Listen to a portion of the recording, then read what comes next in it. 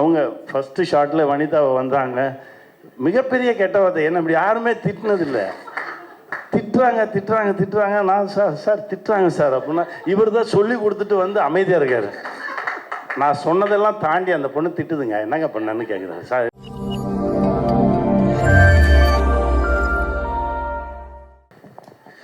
இறைவனுக்கு நன்றி. உலகம் முழுவதும் இருக்கக்கூடிய தமிழ் சொந்தங்களுக்கு நண்பர்கள் தின வாழ்த்துக்கள். ரொம்ப சந்தோஷமான ஒரு நிகழ்வு. என் நண்பன் சசி பல இடங்களில் நினைவுபடுத்தினார். என்னுடைய நண்பர் பிரசாந்த் எப்படி சொல்லணும்னா, சசி கையில் ஒரு வாட்ச் கட்டியிருந்தான். அந்த வாட்சை ஒரு வாட்டி இப்படி பார்த்தேன். ஈவினிங் ஷூட்டிங் முடிஞ்சோடனே வா போகலாம் அப்படின்னு சொல்லி கூப்பிட்டு போனான். எங்கன்னா ஒரு பெரிய வாட்ச் ஷோரூம் கூப்பிட்டு போயிட்டு, நீ வாட்ச் பார்த்தல, உனக்கு என்ன வாட்ச் பிடிக்குதோ எடுத்துக்கோ. எனக்கு அந்த வாட்ச் தாண்டா பிடிச்சிருக்கு, அதனால தாண்டா அதை பார்த்தேன். அப்போ அது நீ கட்டிக்கோ, எனக்கு வேறு வாட்ச் செலக்ட் பண்ணு அப்படின்னா. அதே மாதிரி நண்பர் கண்ணாடி போட்டிருந்தார். சும்மா அந்த கண்ணாடியை எடுத்து நல்லா இருக்கே அப்படின்னேன். சாயந்தரம் எனக்கு 3 கண்ணாடி வந்துச்சு, அதில் எது வேணுமோ செலக்ட் பண்ணிக்கோங்க. நான் அப்போவே சொன்னேன், எனக்கு அவன் தான் பண்ணியிருக்கான், அவனுக்கு அப்புறம் இப்படி ஒரு நண்பர் கிடச்சிருக்காரு, இந்த பேரன்புக்கு நான் என்ன செய்ய போகிறேன் அப்படின்னு பல நாளாக. ஏன்னா அதெல்லாம் கிடைக்காது, அந்த மாதிரி சொந்தம்லாம் கிடைக்காது. அதுக்கு எப்போவுமே நினச்சிக்கிட்டே இருப்பேன். திடீர்னு ஒரு நாள் எல்லாம் காரணமே இல்லாமல் ஃபோன் பண்ணுவேன், ஐயா எப்படி இருக்கீங்க, நாங்கள் 2 பேரும் ஐயான்னு பேசிப்போம். அதில் ஒரு பெரிய அன்பு இருக்கும், காரணமே இருக்காது. அதாவது என்னென்னா, ஒரு ஃபோன் வந்துச்சுனாலே ஏதோ ஒன்றுக்காக தான் எல்லாருமே ஃபோன் பேசி பழகிட்டோமா, எந்த காரணமும் இல்லாமல் நல்லா இருக்கீங்களா, எப்படி இருக்கீங்க, சாப்பிட்டீங்களா எப்படின்னு கேட்குற ஃபோன் வர்றது ரொம்ப அரிது. அது அங்கேருந்து வரும். நான் பேசியிருக்கேன், அதை உணர்ந்திருக்கேன். நான் எங்கேயோ ஏதோ ஒன்று பண்ணியிருப்பேன், அதை பார்த்துட்டு எனக்கு ஒரு ஃபோன் பண்ணுவார். அதுதான் எனக்கு ஒரு பெரிய ஒரு பிடிப்பை ஏற்படுத்துச்சு, எனக்கும் அவருக்கு இடையில. எத்தனையோ படம் பண்ணியிருக்கோம், பண்ணுவோம், ஓடிடுவோம், அப்படியே போயிடுவோம். ஆனால் இந்த படம் ரொம்ப ஸ்பெஷல்.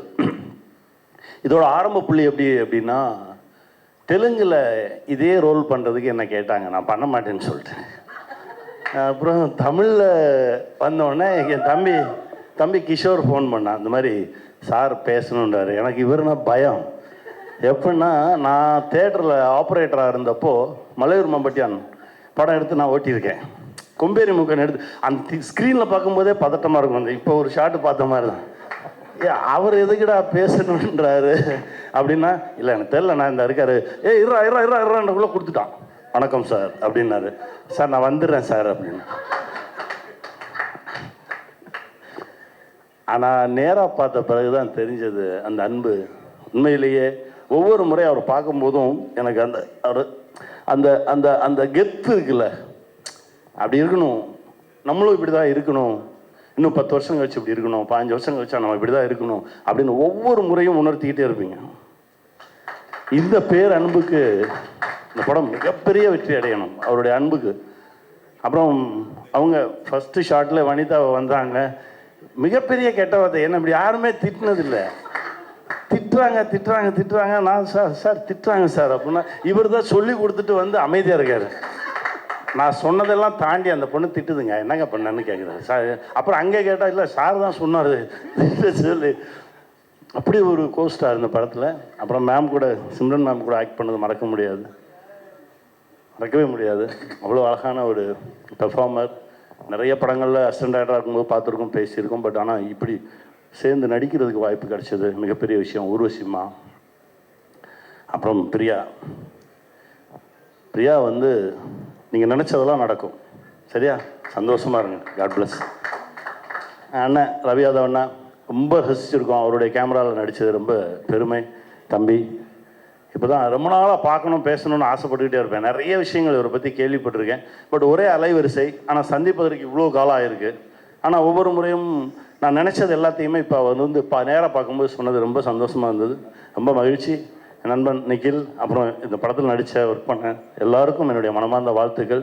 பிரசாந்த் சார், உங்கள் மனசுக்கு இன்னும் இது அப்படியே பல மடங்கு உயரும் சார். வாழ்த்துக்கள் சார். நான் இறைவன்ட்ட பிரார்த்தனை பண்ணிக்கிறேன், பெருசாக அழிப்பேன். நிக்கில் சார், வணக்கம் சார். மகிழ்ச்சி. உங்களை எல்லாரையும் சந்தித்தது ரொம்ப பெருமகிழ்ச்சி. இந்த படம் மிகப்பெரிய வெற்றியடையும். அடுத்த முறை மீண்டும் மந்தகனில் சந்திப்போம். வாழ்த்துக்கள். எல்லாருக்கும் வணக்கம். Yeah, actually today is a very happy day. Happy friendship day. உங்கள் எல்லாருக்குமே happy friendship day because நான் time and again சொல்லியிருக்கேன், through my life in the best and worst times media friends மட்டும்தான் நின்னீங்க. இன்றைக்கும் உங்களை சந்திக்கிறதுல வந்து ரொம்ப பெருமைப்படுறேன் இந்த மேடையில் நிற்கிறதுக்கு. எஸ்பெஷலி அந்தகன். நிறைய பேசியிருக்கேன், நிறைய எக்ஸ்ப்ரெஸ் பண்ணியிருக்கேன், ஆனால் பத்தாது. ஏன்னா அந்த அளவுக்கு லவ் வந்து பிரசாந்துக்கும் அங்கிளுக்கும் அவ்வளோ லவ் இருக்குது, சுற்றி அவ்வளோ இருக்குது. I just told Prashanth, actually நாங்கள் உள்ளே வரும்போது எனக்கு திடீர்னு தோணுச்சு, there is one English sitcom serial ஒன்று, it's very big super hit, everybody loves Raymond அப்படின்றது பேர். I said, seriously, everybody loves Prashant. There's no haters, absolutely no haters. And you deserve it. So, very happy to be here. And Simran and I also go a long way back. And she's absolutely stunning and gorgeous as ever, even better. So, yeah, Priya is one very sweet kid that I met recently. And of course எல்லோரும் மேடையில் இருக்கிற எல்லாருக்குமே happy to be here. And கண்டிப்பாக இந்த படம் வந்து ஒரு பெரிய blockbuster hit of this year கண்டிப்பாக ஆகும். I am also waiting to watch.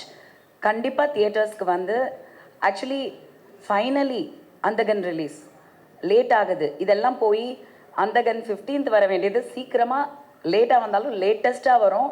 9th August in theatres. கண்டிப்பாக வந்து தியேட்டரில் பாருங்கள். தேங்க்யூ. நாயகி பிரியா ஆனந்த். எல்லாருக்கும்